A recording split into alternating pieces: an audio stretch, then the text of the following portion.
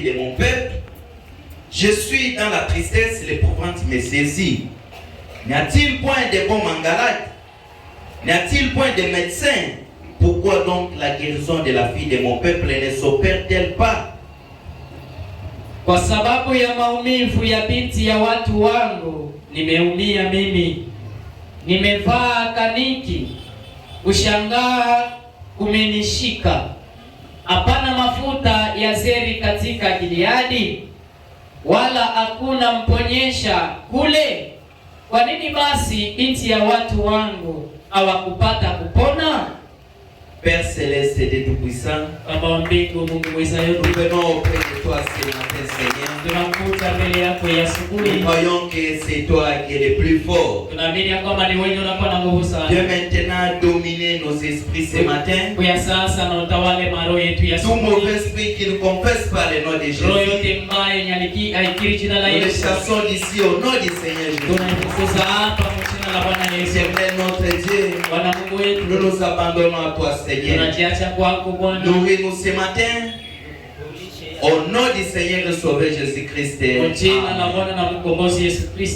Veuillez vous mettre, que Dieu vous bénisse. Que Dieu vous bénisse richement. Nous allons parler même dans peu de temps, ça ne dérange pas. Même si on prenait notre temps qui nous est accordé, ça ne dérange pas. Là où on va se limiter, c'est là où Dieu avait pourvu qu'on se limite par là. La parole de Dieu, ce n'est pas un programme scolaire. On doit lutter, on doit toujours terminer. Non, là où on se limite, c'est là où Dieu avait voulu. On se limite par là, donc c'est ce que Dieu avait voulu. Je ne suis pas le seul qui a été appelé au ministère. Aller au ministère, ce n'est pas seulement moi. Là où je me limite, quelqu'un d'autre viendra continuer par là. Oh, je kumaliza non. Oh, je n'ai pas terminé. Quelqu'un qui n'a pas la chair, mais il se plaît l'air. Ça c'est des autres. On peut l'ouvrir mwezi mzima. Tunafungula hapo kanisa. Si tu veux prêcher un mois, ouvre alors ton église. Je suis brisé par la douleur de la fille de mon peuple. Je suis dans la tristesse, l'épouvante me saisit. N'y a-t-il point de bons mangalades? N'y a-t-il point de médecins?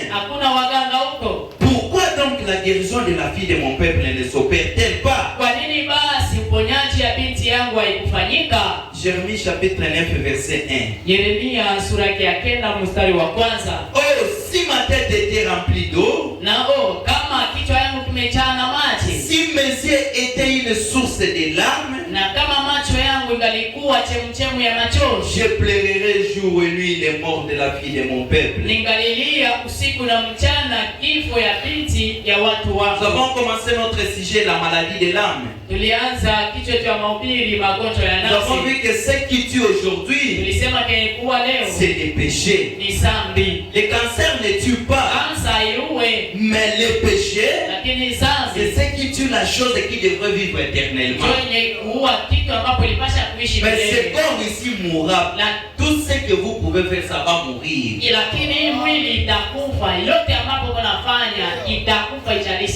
Que tu fais des soins n'importe comment, ça va prendre fin un jour.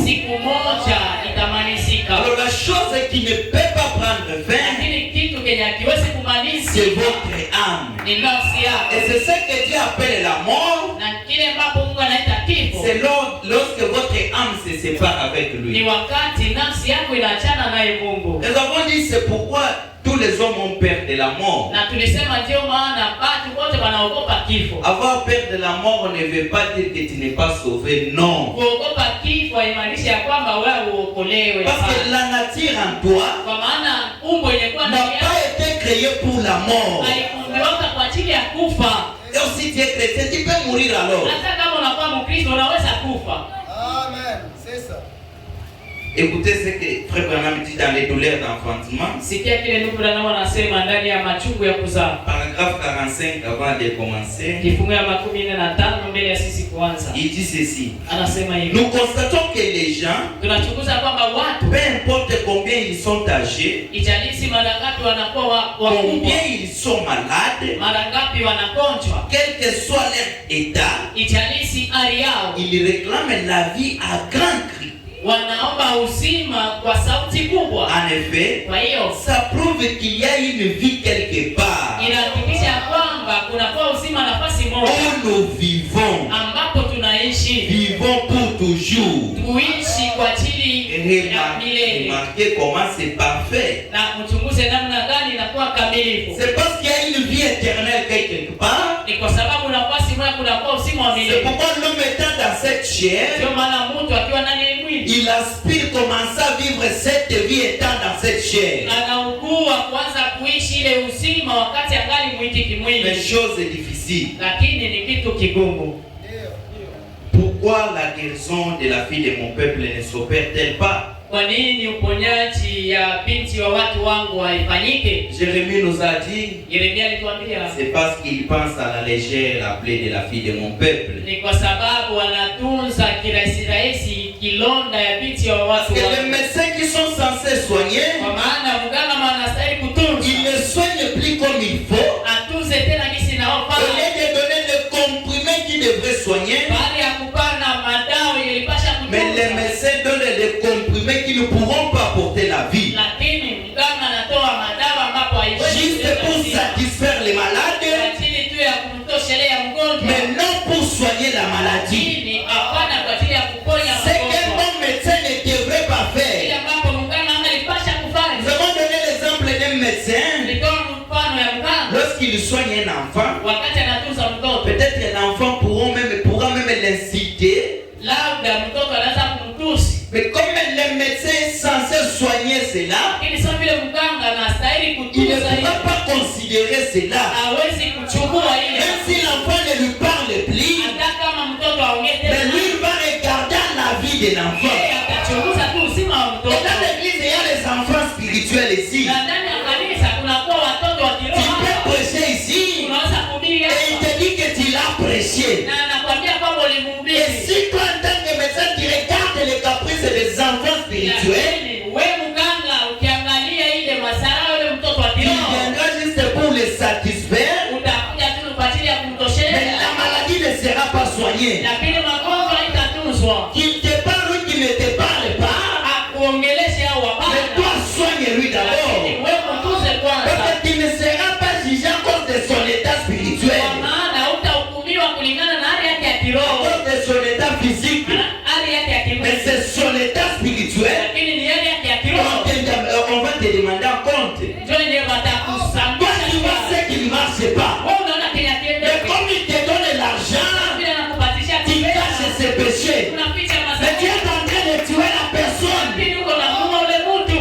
La chose qu'on devrait considérer, Kitu ambacho tungaliweza ce kushinda. n'est pas le physique, Haiko ya mais kimwili. c'est le spirituel. Lakini ya kiroho. Lorsque le spirituel ne marche pas, Wakati ya kiroho kiendeke. un bon prédicateur doit parler sur cela. Mbili mzuri anapasha Lorsque Amos a vu le péché en Israël, wakati Amos aliona dhambi Amos ne pouvait pas se taire. Amos angaliweza Mais Amos s'est mis debout lakini Amos et akasema a dit la vérité. kusema kweli. Si tu ne parles pas la vérité, Useme kweli. les gens resteront dans le péché, Watabaki ndani ya dhambi. pensant qu'ils sont dans le vrai. Wakifikiri yuko ndani ya kweli. Mais c'est toi qui connais la réalité. Wewe ndio unajua kweli. Il faut dire la vérité. Inapaswa useme kweli.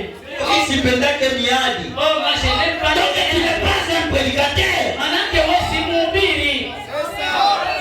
Prédicateur ni mtu wa miadi kila siku. Un prédicateur c'est quelqu'un de méandre chaque jour. Que vous l'aimez ou pas, Umpende au la. ça ne concerne pas. Aimuhusu. Et bien si nous prêchons ici, Kwanza wakati ce tunahubiri n'est pas pour que vous puissiez nous aimer. haiko kwa ajili mtupende. Il peut ne pas m'aimer moi, Haweza wala mais hawezi. ce que moi je cherche, Lakini kana est que tu puisses aimer le Seigneur Jésus-Christ. pate kumpenda Bwana Le Yesu. problème aujourd'hui, Shida leo nous cherchons notre popularité.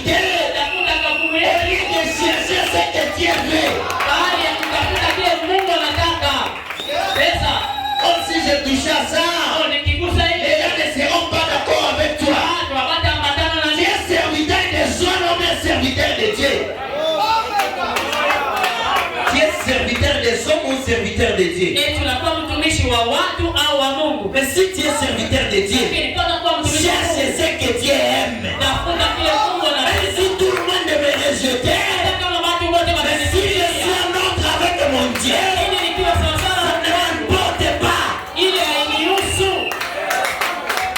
que tout le monde me rejette. Watu wote Mais wanitupilie, que Dieu ne puisse pas me rejeter. lakini Mungu asinitupilie. Que mon pasteur me rejette. Mchungaji wangu Mais que mon asinitupilie, Dieu ne puisse pas me rejeter. lakini Mungu wangu asinitupilie.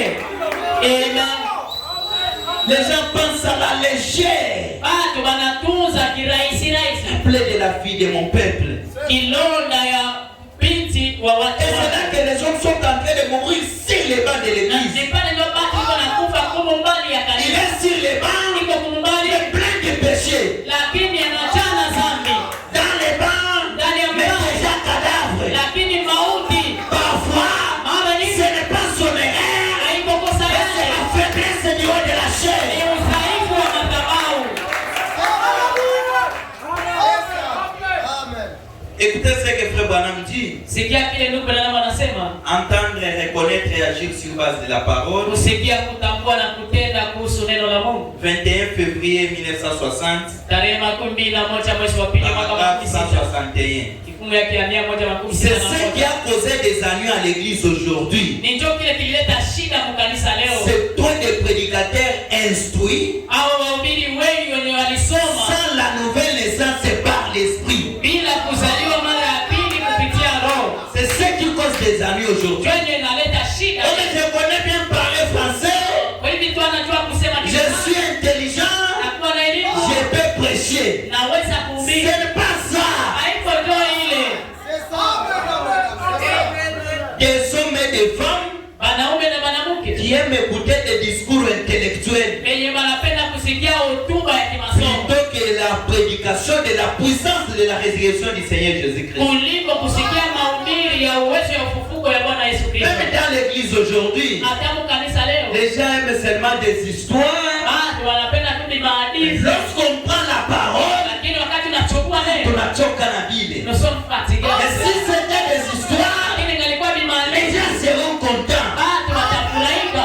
Voilà le diable. Tazama shetani Il vous a déjà eu. alishawashika. L'homme ne vivra pas du pain seulement, Mtu hataishi kwa mkate mais tu, de toute parole qui sort de la bouche de Dieu. lakini kwa neno lote kutoka mkinywa cha Il Mungu. ne vivra pas de tes intentions. Hautaishi kupitia ile Si dans ton mawazo yako, spirituel tu veux vivre, lakini ukipenda kuishi kiroho il faut la parole de Dieu. inabidi neno la Mungu, Parce que ce sont ces deux parties kwa maana ni sehemu mbili qui sont ici des sources différentes. ndio inakuwa hapa kutokea machemuchemu Le mbalimbali. corps tiré de la terre, Mwili iliyotoshwa kudongo, il doit se nourrir de nourriture tirée de la terre. ambapo inapasha kujilisha kupitia chakula ya kutokea kudongo, Et ton esprit na roho yako n'a pas été tiré de la terre, hayo kutoshoka a kudongo, été tiré du surnaturel. hayo litoshiwa kwa kimbingu. Alors pour qu'il puisse se nourrir, Basi kwa ile nafsi kukula il faut le surnaturel. inabidi wa kimbingu.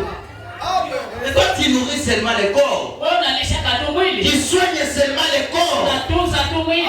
Si on devait prendre notre âme comme on prend notre corps, Kama tungeweza kuchukua nafsi yetu donc tout ira bien. basi vyote vitatenda vizuri. Oh, il y a quelqu'un qui prie quelque part, Kwa mtu wanaomba pasi moja, lorsqu'il prie pour toi, tu es guéri. wakati anakuombea unapona, D'autres iront là-bas. wengine wataenda kule. Pourquoi? Yaani C'est pour chercher la guérison de ce kwa corps. ajili ya kutafuta uponyaji wa Mais combien de fois tu cherches la guérison de ton âme?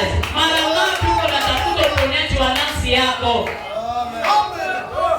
C'est ce qui nous a causé des ennuis aujourd'hui. Ndio ile tuletea shida leo. Nous n'avons plus besoin d'école secondaire et de l'instruction pour les prédicateurs. Hatuna tena lazima ya shule kuu ya kwa ajili ya Nous wahubiri. avons besoin des hommes appelés de Dieu, Lakini tunakuwa na lazima ya watu wenye walimu remplis du Saint-Esprit, wenye kuchana Roho et Mtakatifu. non de théologie élaborée des mains d'hommes. Hapana wanateolojia ambapo waliwekwa na mikono ya watu. Nous avons besoin des hommes et des femmes appelés de Dieu. Tunakuwa na lazima ya wanaume na wanawake walioitwa na Les Mungu, gens qui sont appelés de Dieu. watu wenye waliitwa na Mungu, Et non les gens avec les instructions. hapana bado na masomo. Il faut l'appel de Dieu. Lenye kufanya inabidi wito wa Mungu.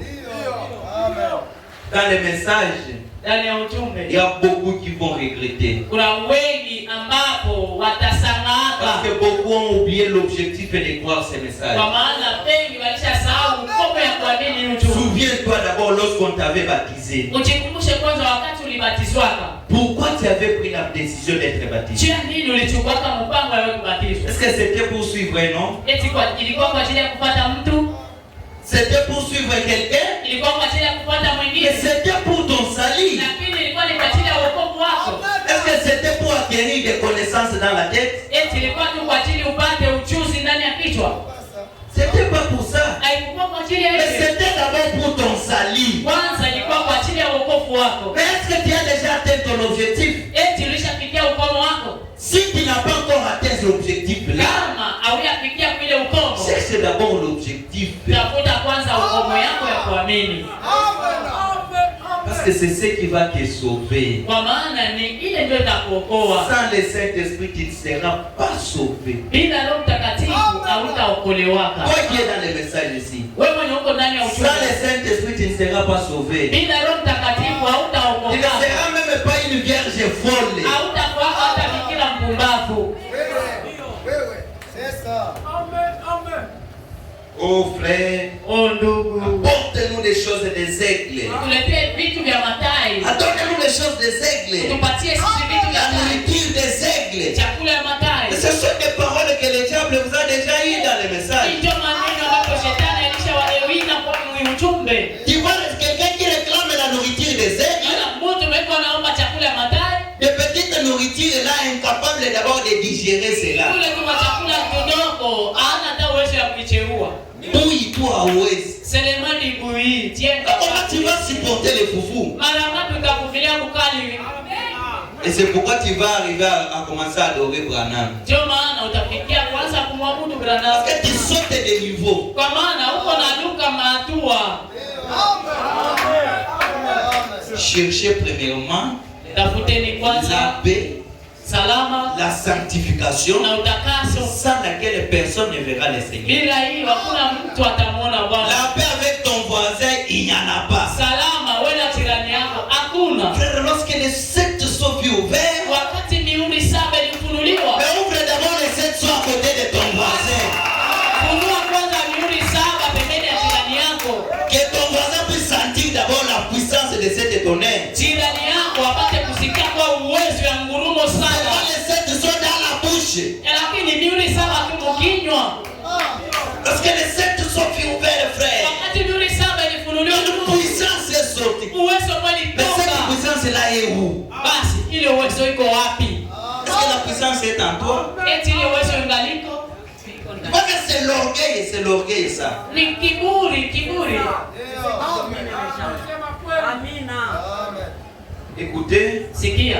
je vais entendre et reconnaître, même date 184. Ile ile brosho ya moyo ya kusikia kutambua kifungu ya 110. Ne cherchez pas à imiter. Usitafute kuiga. C'est ça le problème des pentecôtistes aujourd'hui. Ndio shida ya wakipentekoste leo. Tu peux être pentecôtiste dans les messages. Unaweza kuwa wakipentekoste ndani ya ujumbe.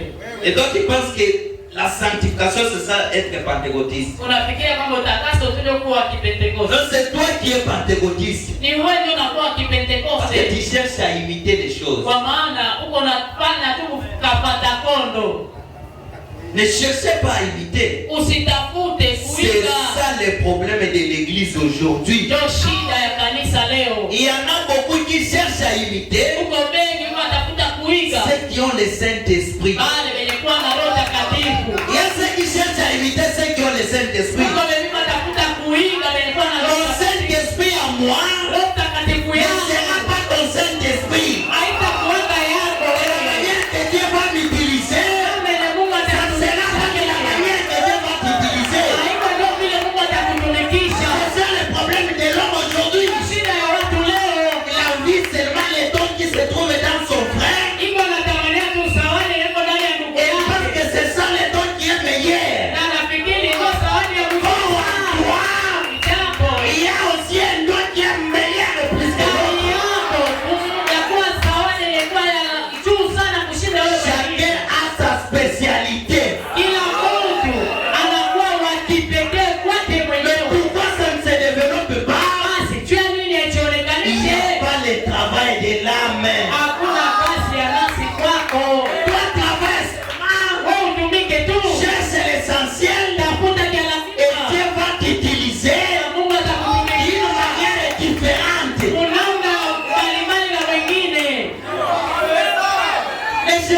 imiter. Usitafute kumwiga wengine.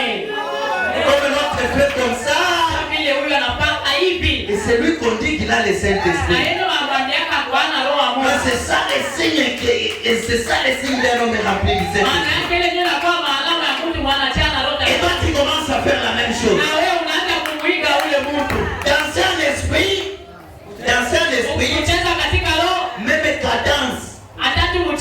même cadence, chaque personne, même cadence. Ils ont le même Saint-Esprit. Même cadence. Ne cherchez pas à imiter. Chacun a son objectif sur la terre.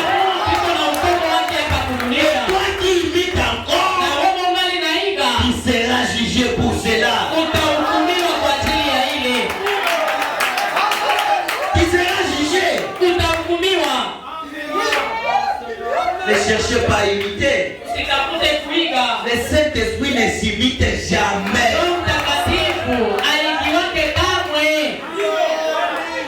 Peut-être que toi tu n'as pas été appelé pour danser en esprit. Mais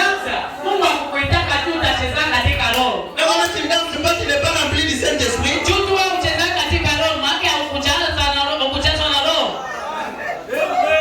Et toi aussi ne te moques pas de celui qui danse en esprit. Et toi aussi qui danse en esprit, sois sincère dans cela. Et ça ne fait pas les imitations. Frère Branham dit, il y en a beaucoup qui cherchent à imiter la guérison divine. Elle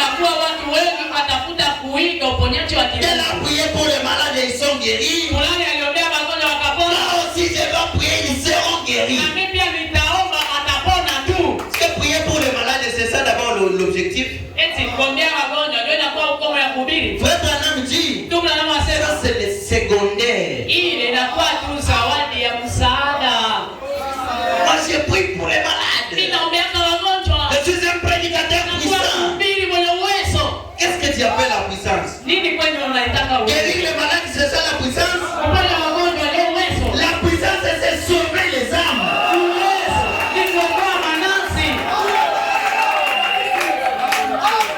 Dans les chambres de prière, là, il y a des guérisons qui s'opèrent. Et toi-même, tu ne peux pas comprendre. Alors, tu vas nous dire quoi par rapport à ça? Moi. Mais tu as fait quoi? Non, c'est toi qui as fait. Non, ce n'est pas Dieu qui a fait ça. C'est ça. Ne cherchez pas à imiter. Si tu as ces dons-là, il est satisfait avec son don. Et moi, si j'ai un autre don, je suis satisfait avec mon don. Que chacun soit satisfait de la manière que Dieu l'a créé.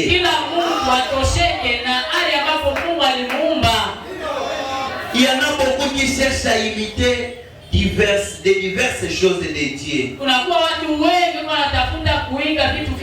ne pouvez pas faire cela. Ces choses viennent par élection. Par l'appel de Dieu. Vous êtes sortis du sein de votre mère avec cela. Les dons et les appels sont sans repentir.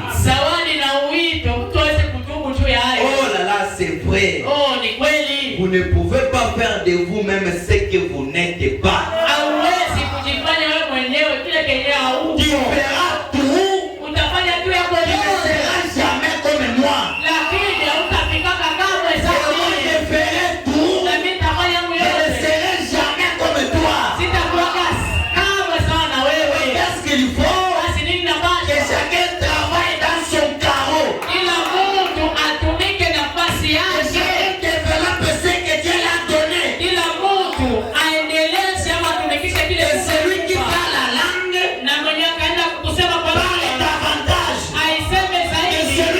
prophétise, mwenye kutabiri prophétise davantage. aendelee kutabiri.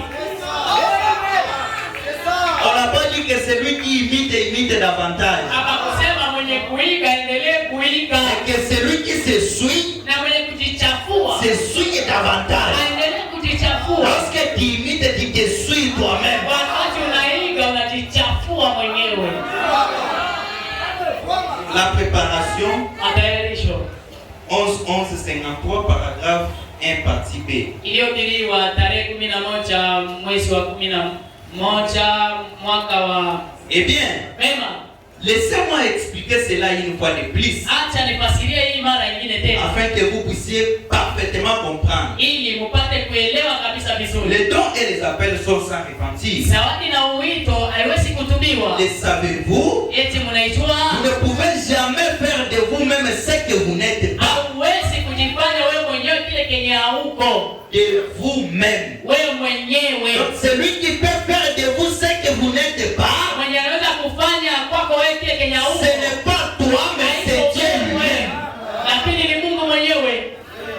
De vous-même, tu ne sauras pas. Wewe mwenyewe hautaweza. Vous êtes né dans ce monde Ulizaliwa mwi dunia par la souveraineté de Dieu, kupitia kujitawala ama utawala wa Mungu, avec différentes choses à accomplir. pamoja na vitu mbalimbali vya wewe kufanya. Chacun a son objectif.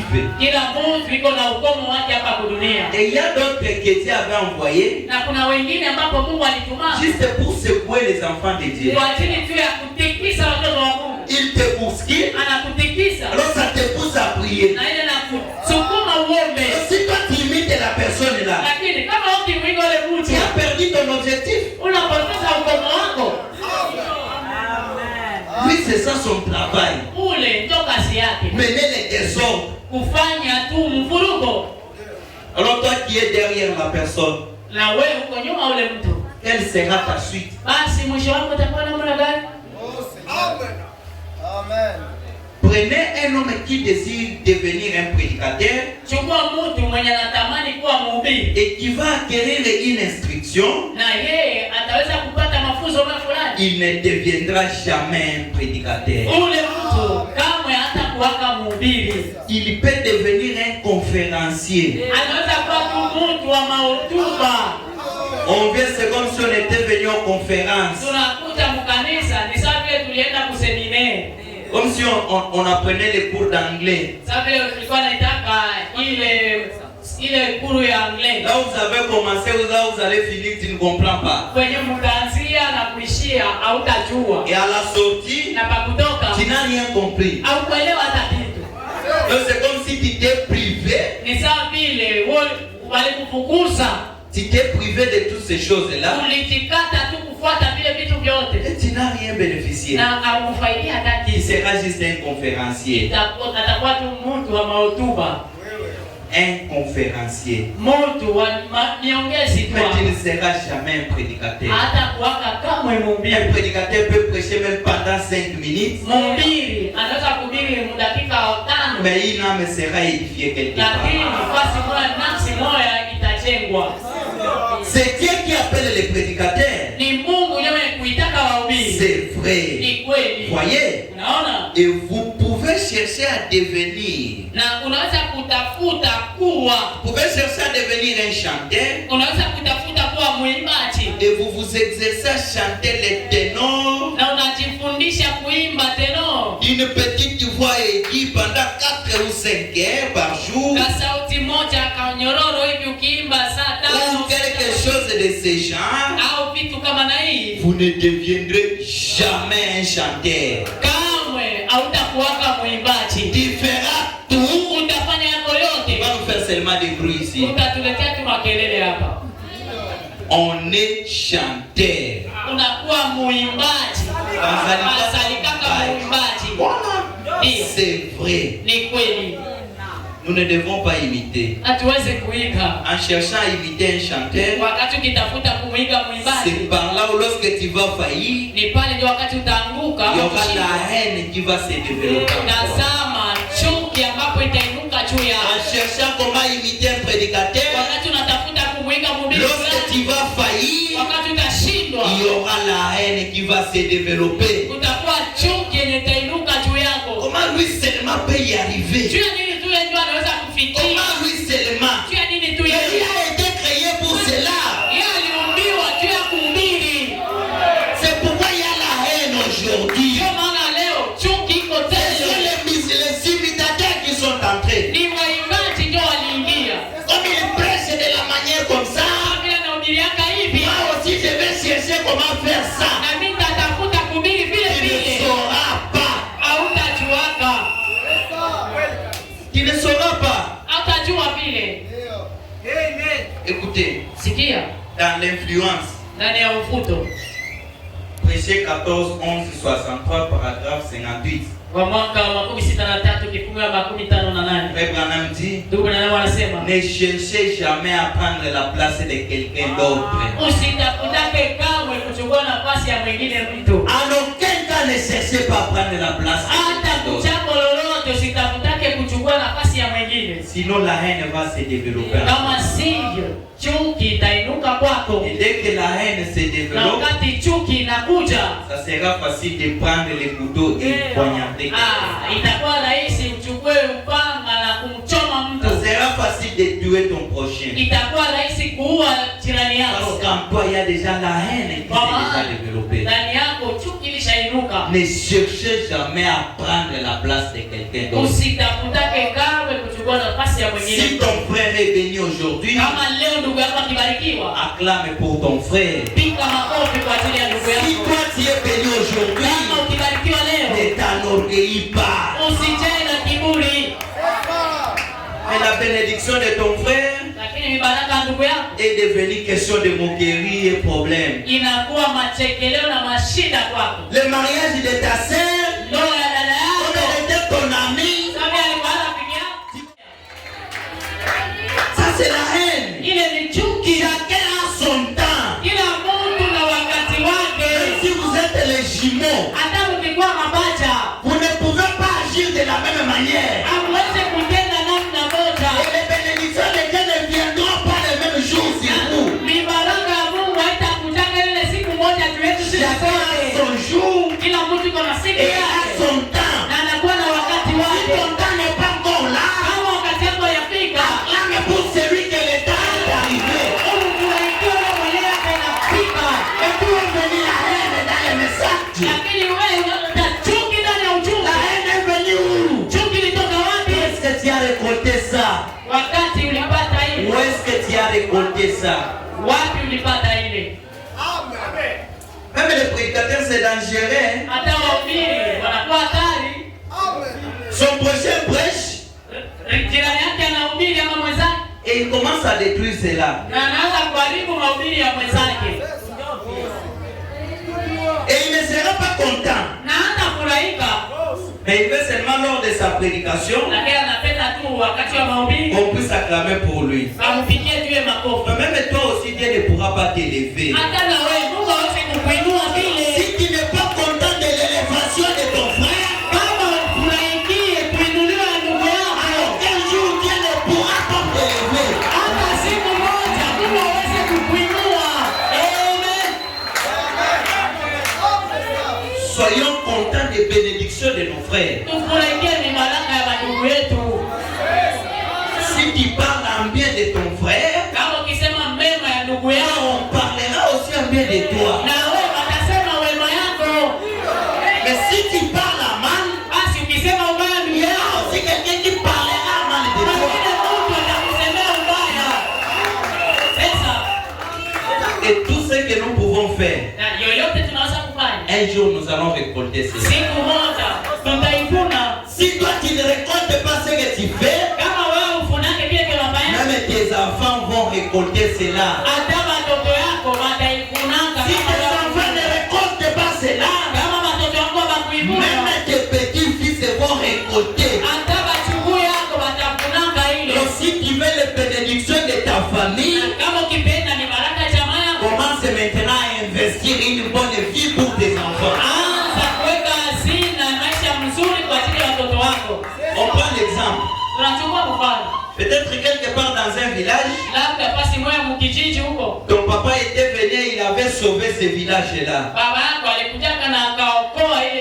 kijiji. et que toi tu viens dans ce village, Wakati wewe unakuja kwa ile kijiji est-ce qu'ils unafika. pourront te laisser? Eti wale watu watakuachilia. Tu seras pris d'un héros. Basi mtachukuliwa sawa vile mtu mkubwa sana. Mais si ton papa avait tué les gens dans ce village, Kama baba yako aliwaka watu kwa ile kijiji. on apprend même des nuits que tu es dans ce village-là, Mamake tu habari usiku hivi ulifika kwa ile kijiji. est-ce que tu pourras résister? Eti unaweza kutoka mule. C'est la même chose avec les spirituels. Inakuwa sawa sawa mkiroho. Ce que tu sèmes aujourd'hui, Yenye unapanda tu leo récolteras cela.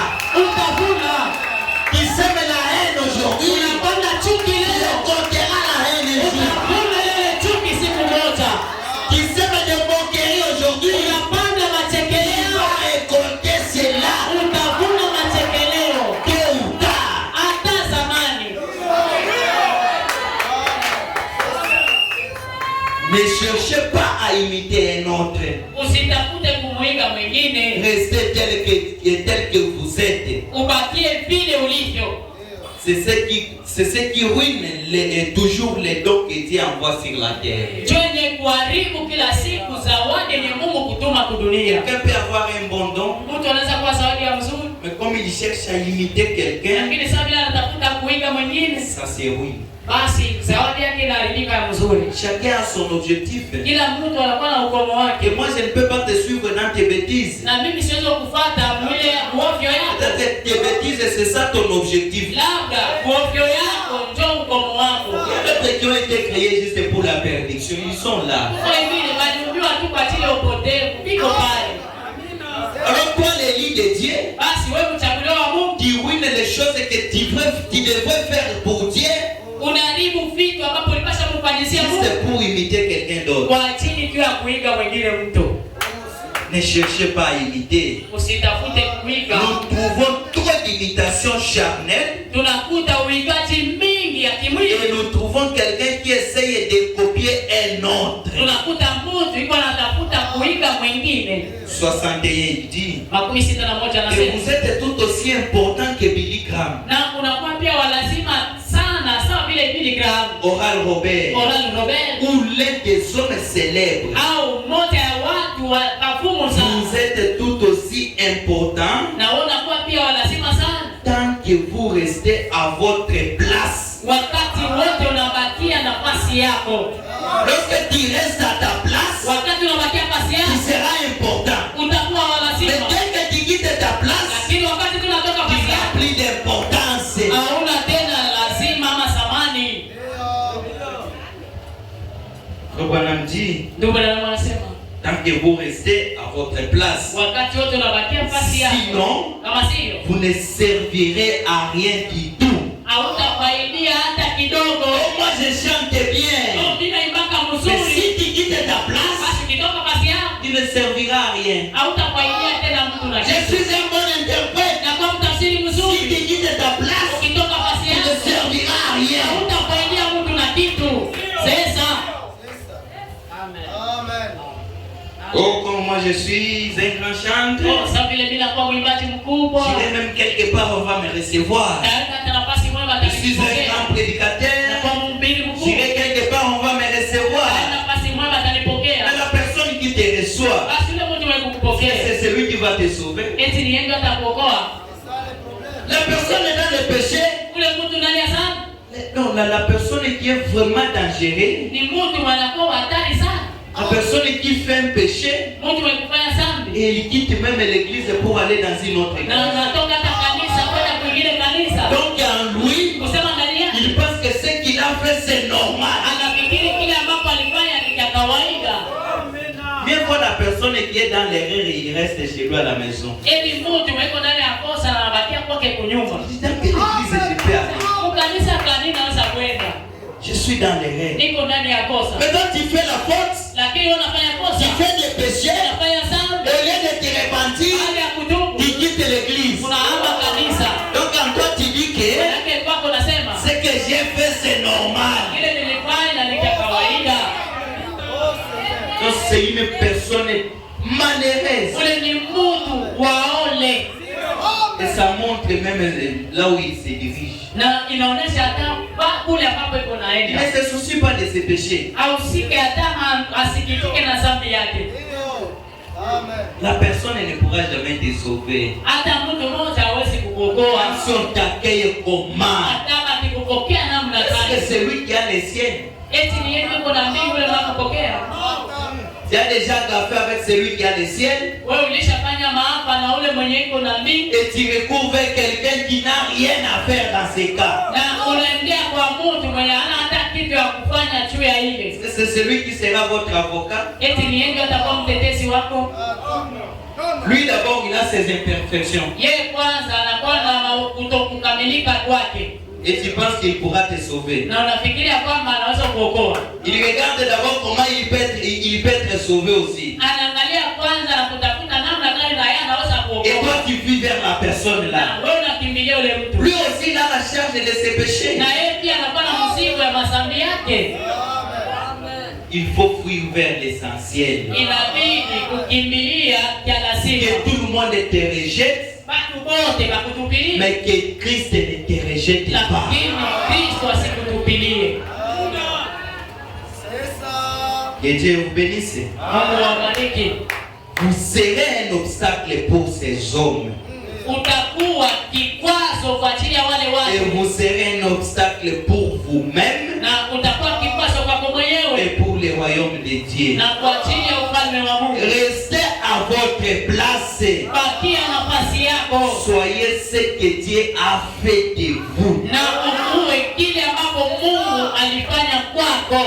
Si moi je suis un animateur, Kama mimi nakuwa mtu wa kuongoza wengine. toi ne cherche pas à copier cela. Wewe usitafute kuiga ile. Mais lorsque tu vas essayer de faire l'humour, Wakati utaanza kutafuta kufanya makomedi. ça ne sera pas l'humour, Haitakuwa mais komedi. ça sera l'achoppement pour les autres. Itakuwa ndio kikwazo kwa wengine. Mais celui qui a ses dons en lui, Lakini wewe kwa ile zawadi na lorsqu'il parle, wakati anasema ça aide les gens. inasaidia watu. Sasa Donc toi ne copie pas cela. wewe usiige ile. Restez à votre place. Bakia nafasi yako. Soyez ce que Dieu a fait de vous. Na uwe kile ambapo Mungu Et alikufanya. alors, Na basi tout marchera pour vous. vyote vitaendeka kwako. Nous devons être les imitateurs de Christ. Et Tunapaswa kuwa ndio waigaji wa Kristo. non les imitateurs des hommes. Hapana waigaji wa watu. Les imitateurs de Christ. Waigaji wa Kristo. Écoutez, dans la communion par la rédemption, Sikia ndani ya ushirika kupitia ukombozi. 3 avril 55, paragraphe 19. Tarehe 3 mwezi wa 4 mwaka wa 15 kifungu ya 19. Vous savez, Unajua? eh bien, Kema. c'est un peu dur. Inakuwa vigumu kidogo. Mais vous êtes la seule Bible que beaucoup de gens Lakini unakuwa Biblia pekee ambapo watu wengi pourront jamais lire. wanaweza kusoma. Vous les chrétiens. Ninyi wa Kristo. Vous êtes la Bible. Unakuwa Biblia. À l'école, Umasomo. c'est toi qui es la Bible. Wewe ndio Biblia.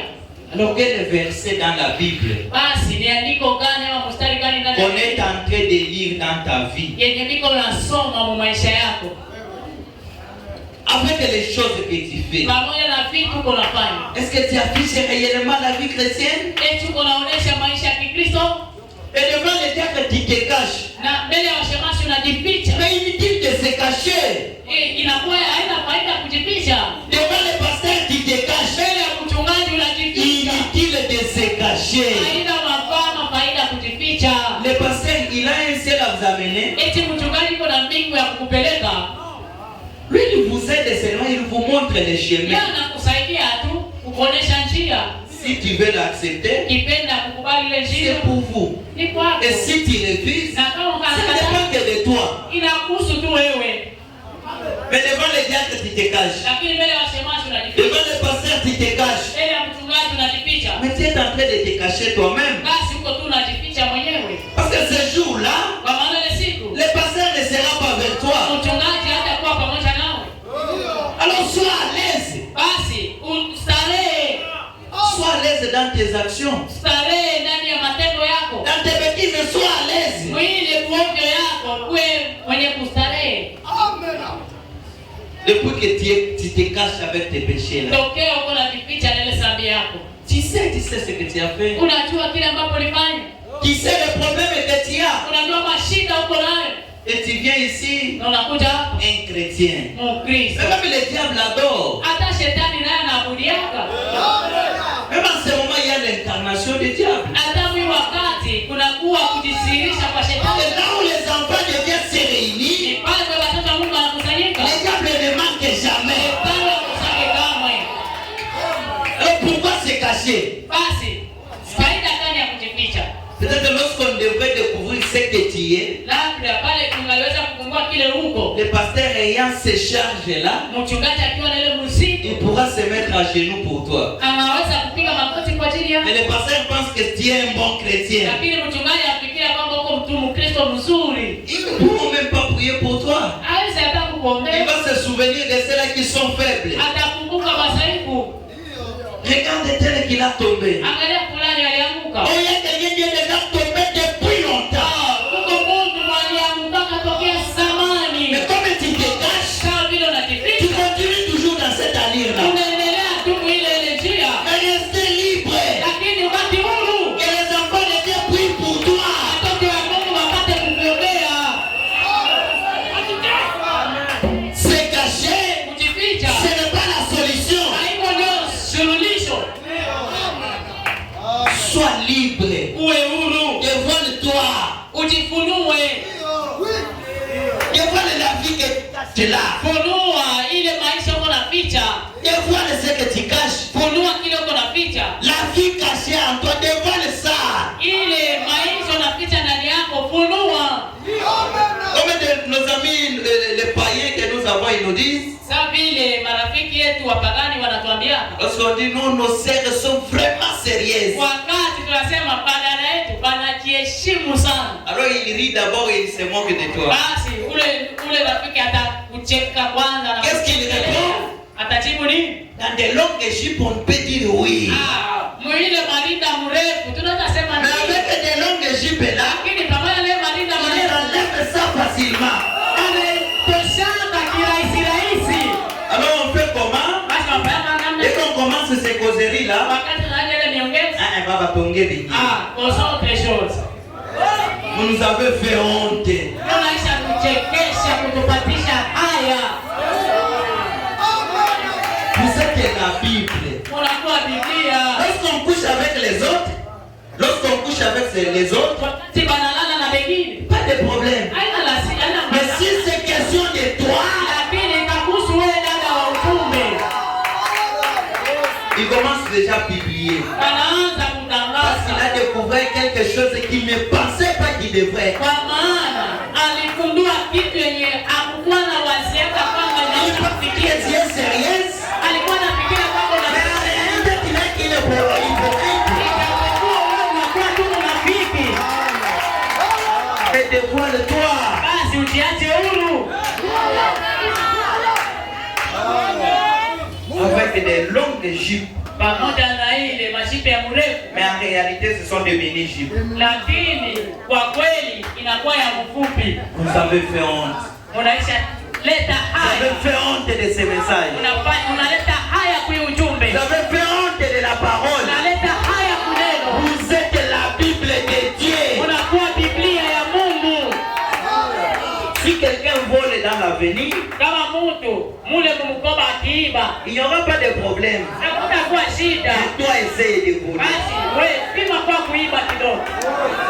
Essaie seulement de voler. Upime tu kwanza kuiba. Et le pasteur sera mal à l'aise. Na mchungaji hata sare. Pourquoi? Kwani Parce que dès qu'on vous attrape, wakati tu wanakubana. branamistes. Wafuasi wa Branham. Pourquoi seulement les branamistes? Jua nini tu wafuasi wa Branham? Qui est une Bible. Kwa sababu unakuwa Biblia. Ce que tu fais, Kenye unafanya ça dit quelque chose pour quelqu'un d'autre. inasema kitu kingine kwa mtu mwingine.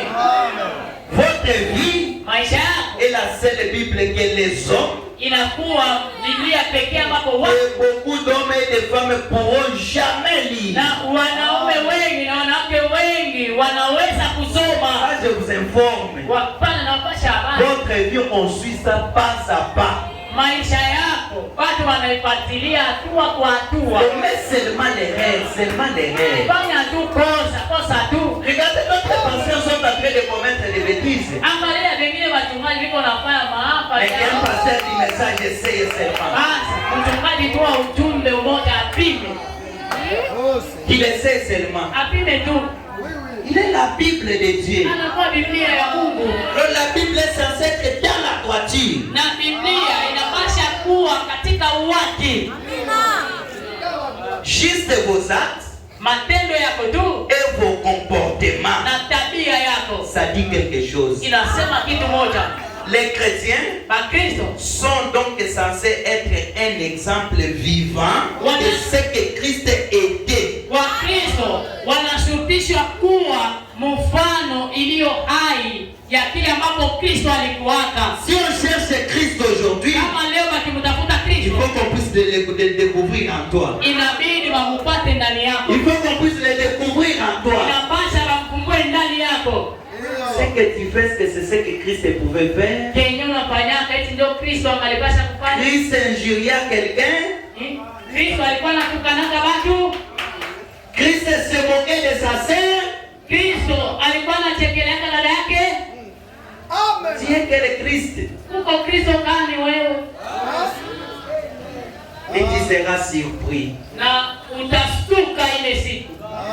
Et même devant tes amis, tu te crois être sainte. Tu te crois être saint. Mais en réalité, tu n'es pas. Alors dans l'affaire, tu vas te retrouver avec tes amis. Donc si ils prenaient l'alcool et toi tu ne le prenais pas, alors ils vont te dire, unakosa kutama dunia. Tu manques la silence du monde. Et tu viens encore souffrir ici. Alors tu diras quoi? Ici tu faisais, c'est comme si tu es croyant. Mais tu ne pourras pas te juger de l'aspect extérieur que nous voyons. Nous on peut te traiter d'un chrétien. Mais ce que moi j'ai dit à propos de toi, cela ne suffit pas. Ce qui doit te suffire, c'est ce que Dieu dit par rapport à ta vie. Le pasteur a dit que je suis chrétien. Qu'est-ce que Dieu dit? Qu'est-ce qu'il est mettre au balcon? Qu'est-ce qu'il est mettre au balcon? On peut témoigner de toi. Mais qu'est-ce qu'il est mettre? On peut donner de bons témoignages. Mais qu'est-ce qu'il est mettre au balcon?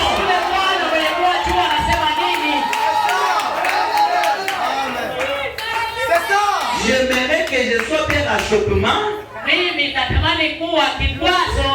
pour que je sois sauvé. Si tu me haïsses, mais que je sois sauvé seulement. Mais que je ne sois pas pierre d'achoppement pour être perdu et perdre les autres. Non. Que dit les mettre au balcon? C'est lui qui voit ta vie en ce moment. C'est lui qui comprend bien tes pensées en ce moment.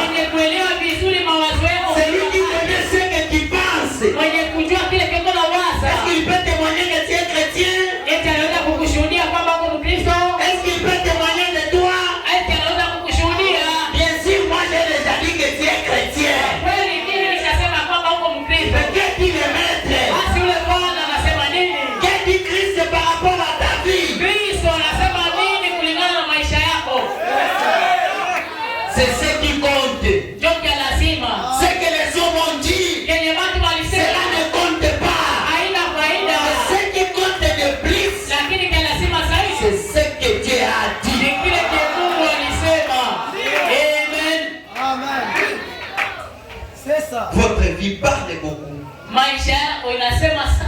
Et si Christ est dans le cœur d'un homme, na kama Kristo anakuwa ndani ya moyo wa mtu, il va certainement mener sa propre vie, basi ataishi maisha kabisa ya Kristo, car Christ est en vous. wakati kwa maana Kristo yuko ndani yako. Et si l'esprit de Christ est en vous, Na kama roho ya Kristo yuko ndani yako, vous devenez alors une nouvelle créature. basi unakuwa kiumbe kipya.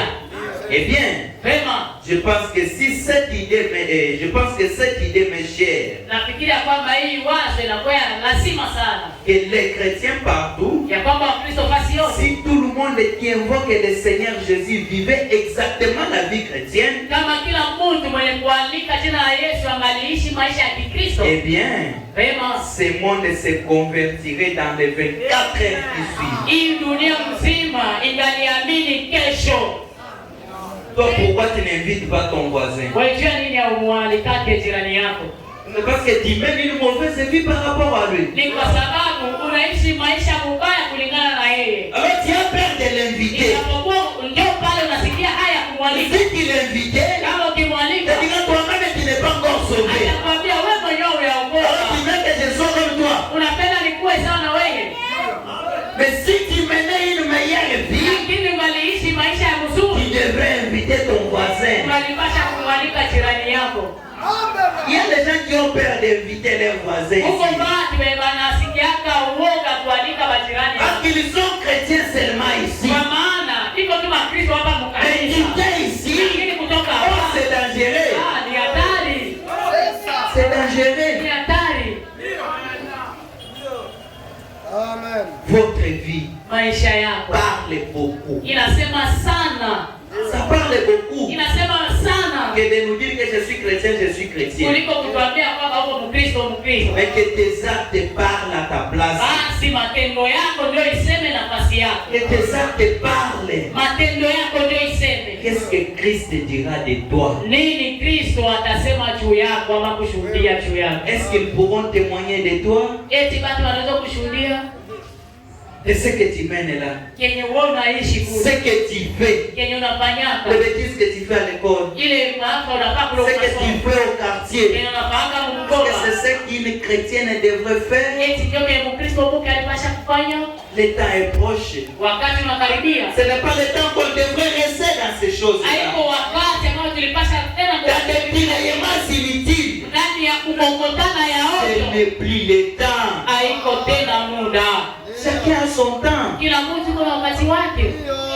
Sortons dans les choses de ce monde. Tutoke ndani ya hivi vitu vya hii dunia. La Bible dit, Biblia inasema qui peut retenir son souffle de vie? nani anaweza kushika pumzi yake ya uzima? Qui a ces capacités-là? Nani anakuwa na ile uwezo De dire que moi je ne mourrai pas aujourd'hui. ya kusema leo mimi Ou sitakufa, de dire que Christ ne vient pas d'abord aujourd'hui. au waseme Kristo hatakuja kwanza leo? Qui a ces capacités-là? Nani iko na ile mamlaka?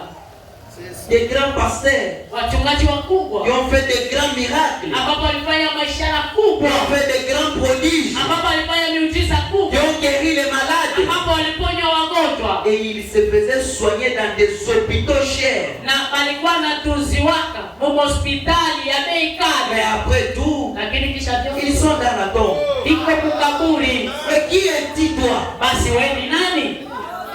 Amen. Lorsque tu es malade, on ne te fait même pas les examens. Wakati unagonjwa hawatafanya hata kwanza uchunguzi wa Directement, mwili tu yako. prends le paracétamol. Wale tunachukua para Et si ça marche, c'est fini. na kama ukasikia kama mzuri matunzo Et yote tu ne sais inaisha, pas si tu es guéri ou pas. na hatujue kama ulipona au hapana. Est-ce que c'est toi qui pourras résister devant la mort? Eti wewe ndio unaweza kushindana mbele ya kifo? Si ça vous arrive en ce moment, Kama kwa hiyo wakati kufikia, oh mes frères, oh ndugu zangu, Amen. regardez d'abord lorsqu'on part enterrer une personne. chunguza kwanza wakati tunaenda kuzika mtu, Lorsqu'on les met là-dedans. wakati tunamtumbukiza ndani ya Est-ce que kaburi. ça ne vous dit pas quelque chose? Eti ile haikufunze kitu moja, Ça ne vous parle pas quelque chose? haikwambia hata kitu moja. Un jour ça va vous arriver. Siku moja na wewe utakumbukizwa hivi, Un jour ça va vous arriver. siku moja itakufikia Et on va t'oublier comme tout autre homme. na tutakusahau sawa vile tunasahau kama wale wengine wote. Toi qui penses que tu es cher ici. Wewe unafikiria kwamba uko wa thamani hapa, Tu vas mourir, on va t'oublier. wakati tu utakufa te contente pas de ce que les gens disent. Basi usiangalie kile ambapo watu wanasema. Parce que tu n'étais pas venu ici pour les gens. Kwa maana hapa kudunia kukuja kwa ajili ya Tu watu. es venu pour être sauvé. Ulikuja ni ili upate kuokolewa. Tel a dit, tel a dit. Fulani alisema. Est-ce que tu as cru pour cet tel? Eti uliamini kwa ajili ya fulani. Si tu as cru pour moi, Kama uliamini kwa ajili ya lorsque je vais faillir, toi aussi tu vas faillir. wakati utashindwa na wewe utashindwa pamoja nami. Mais si tu as cru pour la parole, Lakini kama uliamini kwa ajili ya la parole neno, ne faillira jamais. neno itashindwa kamwe. Le temps est proche. Wakati unakaribia. Sortons dans le monde. Tutoke ndani ya dunia. Sortons dans les choses de ce monde. Tutoke ndani ya vitu vya dunia. Suivons le message. Tufuate ujumbe. Et dis la parole. Neno inasema nini? Amen. Ce que tu fais, Kenye unafanya. est-ce que c'est en ordre avec Dieu? Eti inakuwa sawa sana na Mungu. Est-ce que c'est en ordre avec la parole de Dieu? Sawa sana na neno la Mungu. Es-tu déjà rempli du Saint-Esprit? Eti ulishakajazwa na Roho Mtakatifu. Seul le Saint-Esprit Roho Mtakatifu pekee pourront te donner la force de t'enlever. ndio inaweza kupatia nguvu ya kunyakuliwa. Et sans le Saint-Esprit en toi, Na bila Roho Mtakatifu ndani yako, on oublie le ciel. sahau mbinguni. Amen. C'est ça. Le temps que nous avons sur la terre, Wakati tunakuwa nayo hapa dunia, c'est le temps de choisir notre chemin. ni wakati ya kuchagua njia yetu. Amen. Mais nous chantons, je suis passager. Lakini tunaimbaka Yesu. Non, je suis Tuko ba- passager, ya kwamba je suis tuko- pèlerin. Tuko bageni, tuko basafiri. Un pèlerin en désordre. Basi musafiri iko naishi mumuvuruko. Tu es pèlerin sur cette terre. Uko musafiri hapa kui dunia. Es-tu déjà prêt pour le voyage? Eti unakuwa tayari kwa ajili ya safari? Es-tu déjà prêt? Unashakuwa tayari? Un chrétien devrait être prêt à tout moment. Mkristo anapaswa kuwa tayari wakati wote. À tout moment être prêt. Wakati wote kuwa tayari. Que ce soit par la mort, Iko kupitia kifo. je sais que je le verrai. Najua kwamba nitamwona. Que ce soit par la venue du Seigneur Iko Jésus-Christ, kupitia ujio wa Bwana je Yesu crois que Kristo. je vais les rencontrer. Ili ya kwamba atakutana C'est nami. ça l'espérance du christianisme. Ile ndio tumaini ya Kikristo. Sans cette espérance en toi, Bila ile matumaini ndani yako, tu n'es qu'un cadavre ici. unakuwa tu mfu hapa. C'est pourquoi Job pouvait dire, Ndio maana Ayubu angaliweza kusema, même si le corps est détruit, hata kama hii mwili ikiharibika na je kuoza, sais que mon rédempteur est vivant. najua kwamba mkombozi wangu yu Et hai. un jour, Na siku moja, même si je suis cadavre aujourd'hui, hata nikifa leo, même si je meurs aujourd'hui, hata leo nikifa, que ce soit dans l'eau, ikiwa ndani ya que ce maji, soit par les balles, ikiwa que kupitia ce soit par risasi, l'accident, ikiwa kupitia je sais gari, que je le verrai. najua kwamba nitamuona. Est-ce que cette espérance est déjà en toi? Eti ile matumaini ilishakuwa ndani yako. C'est ça. Écoutez, Sikia, la manière d'un vrai prophète, ari ya nabii mzuri kama wa kweli. 13 mai 62, paragraphe 220, Tarehe 13 mwezi wa 280. kifungo yake ya 218 Nous allons descendre ikashuka jusqu'à 283. hadi 283. Et quand Dieu parle, Na wakati Mungu anasema, le prophète écrit, nabii analalamika, et alors na basi que son royaume prenne garde ufalme wake upate kuwa uangalifu à ce qu'il est en train de dire. kwa ile ambapo iko anasema. Dieu parle à chaque créature de son royaume. Mungu anasemaka kwa kila kiumbe chake ndani ya ufalme wake. Écoute ce qu'il est en train de dire. Sikia kile ambapo iko anasema. Ô peuple de Dieu, Wewe taifa ya Mungu, écoute ce que Dieu est en train de dire. sikia kile Mungu iko anasema. Positionne-toi dans la parole. Ujitie katika msimamo Sors na dans les futilités de ce monde. toka ndani ya vitu vya juu vya hii dunia. Oh lion de la tribu de Juda, Oh, simba kabila la Wayuda, lève-toi et rugis. simama na ukasirike Tu es en mfalme. train de rugir dans ces derniers jours. Uko unakasirika katika siku za mwisho Tes yeux se sont rétrécis. na macho yako inakonda Tu regardes vers les bas, na unaangalia kubaba. tu vois les péchés de ce monde Unaona dhambi ya hii dunia et de cette nation, na ya hii taifa soi-disant chrétienne. ambapo inajiita ya Kikristo. La première première venue du Seigneur Jésus-Christ, ujio wa kwanza wa Bwana Yesu Kristo il était venu comme un bébé. alikuja kama vile mtoto C'était mchanga, pour acheter. ilikuwa kwa ajili ya Mais la kukomboa. seconde venue que nous attendons, Lakini ujio wa pili ambapo ça tunangojea ne sera pas comme un bébé. haitakuwa kama vile mtoto Mais il viendra mchanga, avec les yeux rétrécis, lakini atakuja na macho ya hasira comme les lions de la tribu de kama Juda. vile simba ya kabila ya Yuda. Tu vois le péché de cette nation.